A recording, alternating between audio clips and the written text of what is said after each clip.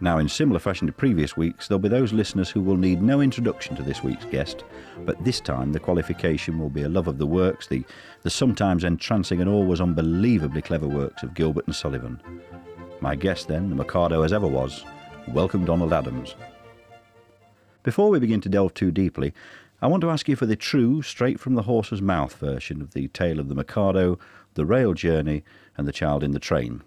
Well, I was playing a season in London at the old Prince's Theatre, which is now the Shaftesbury Theatre, and it was a Christmas season.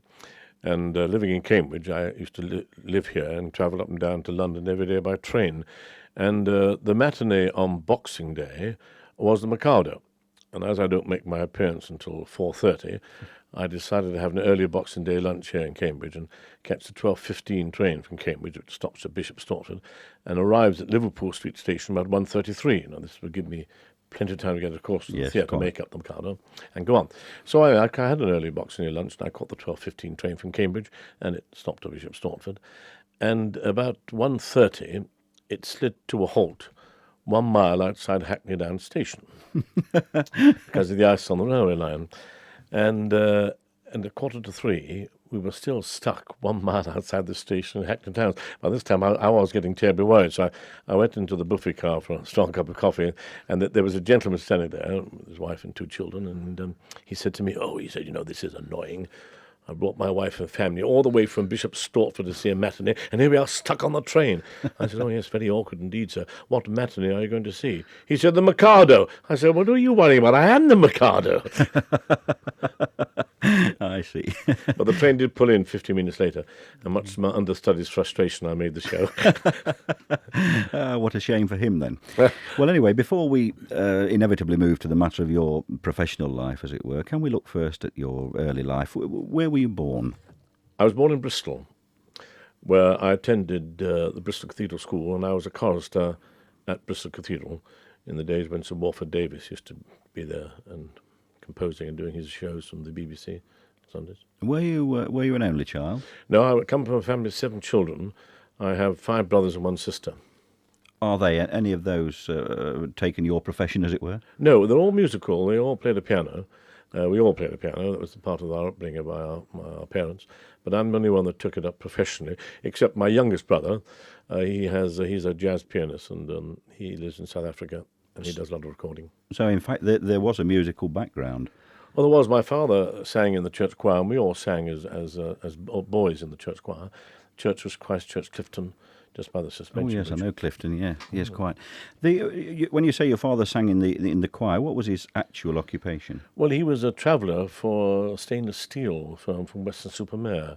I remember he had other jobs before, like estate agent, etc. But that was the last job I remember him doing. So essentially, were you a Somerset family then? Yes, we were. Can you tell me a little bit about your home life? What sort of a home was it? I mean, especially since you tell us that there's all these musical people in it. Well, it was, that day, I suppose it was a Victorian family, but we were a very close family. And indeed, all of us, we used to fight to get onto the piano to play it, because we only had one piano in the house. And we had piano lessons every week from the local organist and choir master.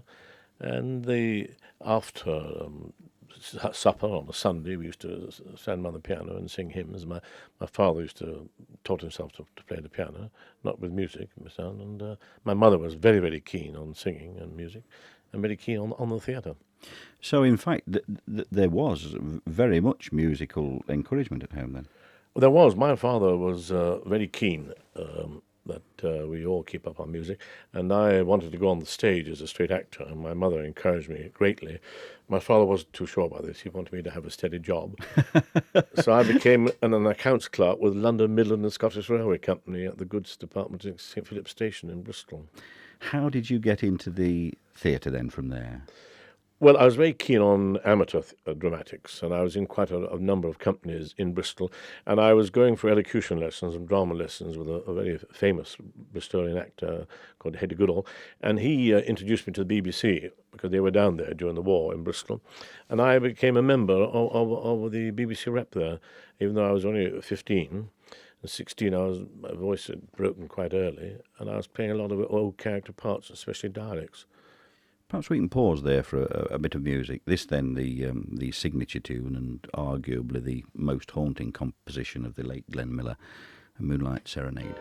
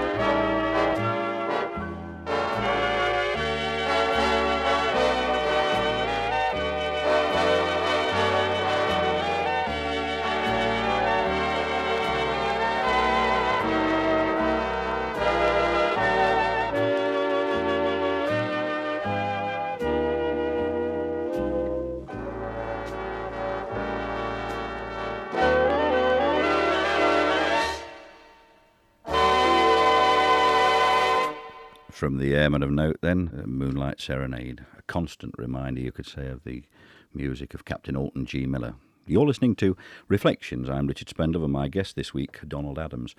Right, Donald, where does your work take you nowadays? Well, it takes me all over the world, which is very nice. Now, I don't do a great deal of Gilbert and Sullivan now. I've gone into the Grand Opera world. I had my debut at Covent Garden in 1983 in Boris Godunov with Claudio Abbado conducting, which was a great thrill. And I go to America for about 3 to 4 months a year. I've just got back from Switzerland and Amsterdam. And at the moment, I'm just in this new production of Fledermaus for the Welsh National Opera. But I presume that you still don't mind being known for the Mikado and Gilbert and Sullivan. Oh, certainly not, no, because a lot of concerts come my way. And indeed, a lot of the big opera houses, especially in America, are doing Gilbert and Sullivan. And I did a Mikado in Chicago in 1983, and I did a new production of Mikado with the Canadian Opera in Toronto 2 years ago. And very interesting, in February next year, I've got to learn a new role in Gilbert and Sullivan. I'm going out to the Los Angeles Opera to play in Jonathan Miller's new production of the Mikado, and they want me to play Pooh Bah. And the great thrill is the man who playing Coco is Dudley Moore. So that should be great fun. Oh, yes. Where is it? Is it the Hollywood Bowl? No, in the opera, in the Dorothy Chandler Pavilion in Los Angeles. Yeah. Since you mentioned the question of such wide travel, I mean, what countries are the keenest on Gilbert and Sullivan? Well, I think all the English-speaking countries that love Gilbert and Sullivan, America especially. I've been very fortunate. I've sung in every state in America except North Dakota, and taking Gilbert and Sullivan, which we used to my GNS for All, to small little towns and hamlets. They've never heard Gilbert and Sullivan before, but they were simply enthralled by it. What's your, as it were, particularly favourite show? I enjoyed Ruddigore, my favourite opera. I like the music, the style, and also we didn't play it quite so often as the others, you see, because it's not quite as popular as the Mikado and Pirates. But I think the music of Ruddigore is tremendous. I suppose in common with ordinary theatre work, you have, even as it were in Gilbert and Sullivan, you have calamities. Have you got any that you can think about? Well, apart from that, the Mikado story, which was at the time it was terrifying. Very nearly a calamity. So looking back, of course, it's very amusing and it goes down forever. But at that time, it really was horrifying. There's lots of things happen. I mean, you forget your words and you have the responsibility of an orchestra going one way and you're going the other and hoping the train will meet. But most of the embarrassing moments on stage is through forgetting your lines. And I remember on one occasion in Washington playing in the Pirates of Penzance, and I come on at the very end with the Pirate King, here's your crowbar, and I put my sword up in the air, and unfortunately it came out of my hand and fell into the orchestra pit and nearly killed the clarinetist. And Isidore Godfrey, who was conducting, suddenly picked up the sword and handed it back to me, and I knighted him across the footlights and carried on with the show. That's the sort of thing that can happen.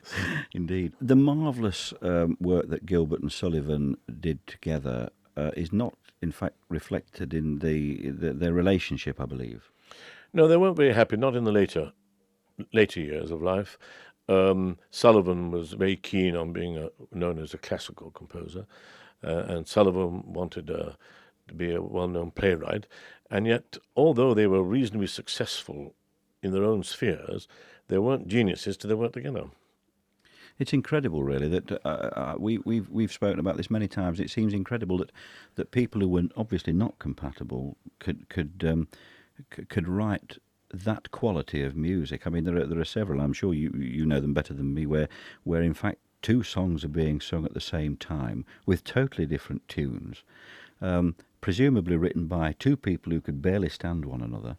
And yet it comes over on a record as some of the most marvellous harmonics that you'll hear anywhere. Well, that's right. Really In the Gilbert and Sullivan partnership, I mean, Gilbert used to send his words to Sullivan, and Sullivan used to send them back with music to them. But they're very seldom met.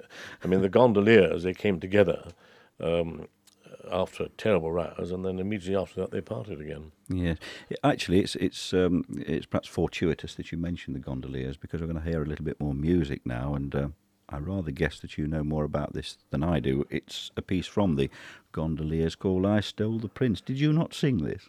Well, as a matter of fact, the Gondoliers, when I was with the Dorlicott Opera Company, was my favourite opera, because I wasn't in it. It was my night off. I was in all the others. So I never played the part of Don Alhambra. But then when I formed my own company with Thomas Round, Gilbert and Sullivan Roll, we did films and soundtracks of the operas, excerpts. And this particular record is from the soundtrack of the film. And it's sung by Don Alhambra. And it's more or less telling the whole plot of the Gondoliers, how he was the Grand Inquisitor of Spain, Don Alhambra, and he stole the prince and brought him to this island to ask a gondolier to look after. And, of course, there are two of them, and they didn't know which one was going to be king and which not.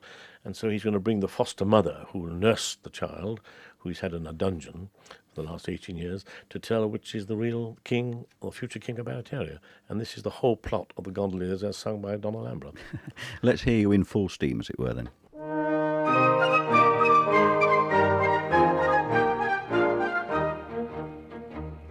I stole the prince and I brought him here and left him gaily prattling.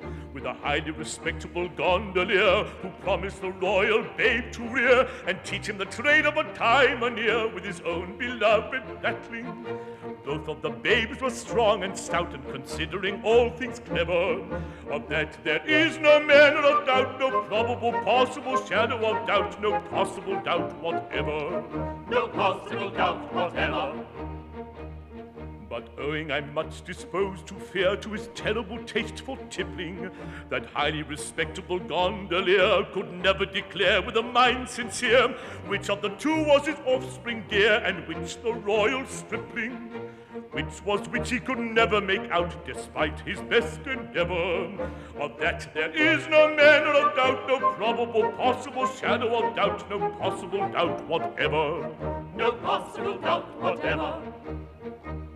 Time sped, and when at the end of a year I sought that infant cherished, that highly respectable gondolier was lying a corpse on his humble bier, I dropped a grand inquisitor's tear.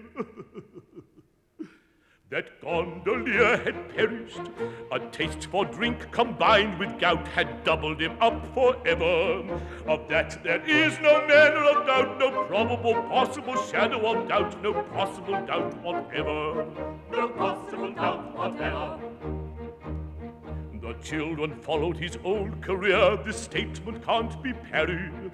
Of a highly respectable gondolier, well, one of the two who will soon be here. But which of the two, it is not quite clear, is the royal prince you married. Search in and out and round about, and you'll discover never a tale so free from every doubt, or probable possible shadow of doubt, or possible doubt whatever. A tale so free from every doubt, or probable possible shadow of doubt, or possible doubt whatever. From the Gondoliers, then, my guest, Donald Adams, sang I Stole the Prince. Donald, can we get back to the, as it were, the personal side of your life again? Do you have a family of your own? Yes, I have one daughter who's married and a delightful 18-month granddaughter. Oh, and isn't it absolutely marvellous? It really is. Actually, the programme could go on all night. Oh, it's marvellous. There is nothing quite like it, is there? It really is. It's super. And she's such a lovely little girl. And I don't see as much as I would like to, because and my wife now comes around with me all around the world, which is very nice for her and very nice for me too. So when we do see her, it really is great. Two is twice as good as one, by the way, Donald. So I must tell my daughter. Tell them to work on it. It really is marvellous. Yes. Anyway, is she professionally involved at all? No, she's not. She's now living in St. Neots, and with a husband. And I couldn't hope for a nicer son-in-law if I married another putty, which is a great thing. And he has an art gallery in the centre of St. Neots, and they're very happy. And so they're near enough yet, far enough away. Yes, I know. Which is nice. But they come over to Cambridge when I'm home at least once or twice during the week, and we go over there. And it's a lovely relationship. It's very, very special, isn't it? Certainly. Well, anyway, we're absolutely wasting time talking about things that we didn't ought to be talking about. If your daughter had have shown any proclivity towards a theatrical life, would you, bearing in mind the precariousness of it as an occupation, would you have encouraged it? Would you have stopped it, or would you not have stopped it? I would have encouraged it, because if you have the stage bug in you, you've either got to get it out of your system or not. And you have to be very, very lucky in this profession. I've been very, very lucky. I've been in the right place at the right time. And if you are lucky, it's a marvellous career. But if you're not, it can be very frustrating and walking about doing nothing, and very sad, really, because there are a lot of marvellous artists going around, but they have not got a platform to work on. Unless you have a platform, you can be the most talented person in the world. You're no good. You say that you are a Somerset man from a Somerset family. What then drew you to? How did you come to Cambridge as a home base? Well, I was in the chorus of the Gondolier Opera Company, and my wife was principal soprano in the Gondolier Opera Company then, Muriel Harding. And I suppose I must be very clever in those days, because I married her, and the next season they made me a principal. So you see, I wasn't a fool then. But we decided to, her mother lived in Cambridge, and suddenly the time came when we had to look for a house, and I suddenly said, well, my wife, let's make Cambridge our home. And I've been married 35 years now, and I couldn't think of a nicer and a happier place to live, and very convenient for my sort of life. It is a fairly special place, I must agree with you. I mean, I know what I like about Cambridge, and if we'd got all night, I could tell you. What do you particularly like about it? Well, I think the people, I've made a lot of very good friends, a lot of them from the Cambridge Amateur Operatic Society, which my wife was a member of. And I think with the Cambridge people, you make a friend, and you have a friend for life. I don't suppose I have many friends, what I would call friends, in Cambridge, but the ones I have are special to me. Question must have been asked you before. Okay, what's your favourite music? Well, I enjoy Brahms, and my relaxation, funny enough, is not so much choral music, which I love because of being a chorister and singing in opera, but I like good orchestra music, and my cassette in the car, because after about 10 o'clock at night, there's nothing really to suit my own particular taste on any station. I don't mean to be detrimental to Radio Cambridge, because you're not on that time of night, but I find that my cassettes are marvellous. Now I do a lot of driving through the night. Whenever I do a concert, which is in a 3-hour drive, I always come home. Yeah. Can I ask you now then, in conclusion, as it were, to perhaps look back and tell us what feature of your life or place or event holds a special meaning for you and on a personal level, and perhaps why? Well, I suppose I must say that the very odd times I go to my hometown of Bristol, I think one does go back to your basics, and Bristol does hold a special affection for me because all my basic training was done, which stood me in such good stead for my career that lay ahead. So I'd say Bristol, and then also I think meeting my wife was the best thing that ever happened to me, really. I don't really mean sentimental about it, but it was super. And so I suppose Cambridge, it holds a very special place for me, and I think you walk around the colleges and you meet people from all parts of the world, and it's like a village, really, not like a big city. So in actual fact, the town of your birth and the town of your adoption, then probably the best things for you. Yes, I love working overseas, but it's always nice to come home. While we're on the subject of your wife, how does she... well, obviously, having been in the business, it's probably a false question to ask, but how does she react to your to the fact that you're known and the fact that you might from time to time turn up on the box? How does she react? I mean, does she fly for the off switch? Well, no, because Mew is my best critic, and she knows it very well, and she's seen me running performing GNS and on the State Theatre, but also now in opera, and she's my greatest critic, and therefore she looks out of interest, and she'll say to me, "Now, I think that you could have probably done something a little better there," and I say I either agree or I disagree with her. We argue amicably, and no, she doesn't. And I must say, bless her, when I'm away, when she happens to be home and something of mine comes on the radio or television, she'll record it and say, "I've got this for you." Do you think that she, in any way, has resented the fact that by having a family it's precluded her from working? Would she, for instance, consider in any way going back into the business? Now, that's a very interesting question, and the truthful answer is that Mew was principal soprano. She was the top of her tree in the Dolichar Opera Company, and she wanted to pack in, and therefore she had no more ambitions to carry on in the theatre, and so she retired from the Dolichar Opera Company, and then Josephine came along, and now she, just like me, a lot of the grand operas I'm going into I've never seen before, and her whole life is opening up in a different way too, because she's seeing grand opera, which she hasn't seen before, and of course she comes all around the world with me, and no, I think I've been very lucky to have a wife, especially in this profession. She's never been envious of me at all, which is marvellous. Well, on a local level, is it... I was going to say perhaps we shall see you again at the Guildhall before long. In actual fact, is that likely? Well, yes, I think we've done 25 visits to the Guildhall with the Cambridge Festival, and next year, as a matter of fact, is Gilbert and Sullivan for All, which Tom Munn and I started in 1963. It's our 25th year next year, but so if we don't come back, well, we've had marvellous 25 visits here. Do you you speak about Thomas Round and John Reed, the one I remember as the little fella. I mean, how much social connection is there between you Well, Tom and I, when we formed GNS for All, we were still both principals with the Dorlicott Opera Company. And then we both resigned from the Dorlicott because Gilbert and Sullivan for All became quite an international business. We opened the Opera House Sydney before the Queen opened it in 1971, 73, and 71 and 73.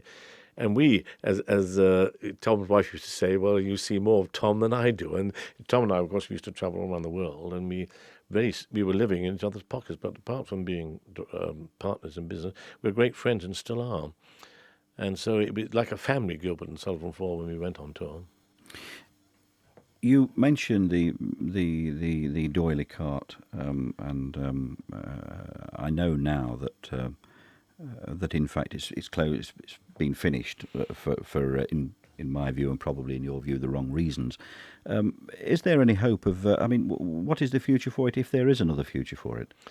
Well, I doing a concert for Richard Condon, who runs the Theatre Royal at Norwich, a couple of weeks ago. And I'm delighted to say that he's now been appointed general manager of a new Dorlicott Opera Company. And I was speaking to him a few weeks ago, and I think they're hoping to start up again April or summer next year with Yeoman and Iolanthe. And I couldn't think of a better man in this country than Richard Condon, because he's the one man I think who could really get a company like the Dorlicott going again, because it is terrible to think that there is no British heritage like the Dorlicott Opera Company is going around the country or indeed the world. Presupposing that what you say in actual fact happens, are we going to see you there again? No, I would never go back again. Why? Well, I had a wonderful 17 years with the Dorlicott, and I still do Gilbert and Sullivan, but I now a new career has opened up for me, which is fortunately in international, and it's a challenge. I have to learn to sing in Italian, German. I'm doing my debut at Glyndebourne next year in Czech. I will learn Czech, and so that's a new challenge. And I think now I wouldn't. I mean, not like a boxer. I wouldn't want to go back, but I do a lot of guest appearances with the big major opera companies around the world because they're doing Gilbert and Sullivan, and I think that I get more varied career now with Grand Opera than if I went back to Gilbert and Sullivan 6 days a week.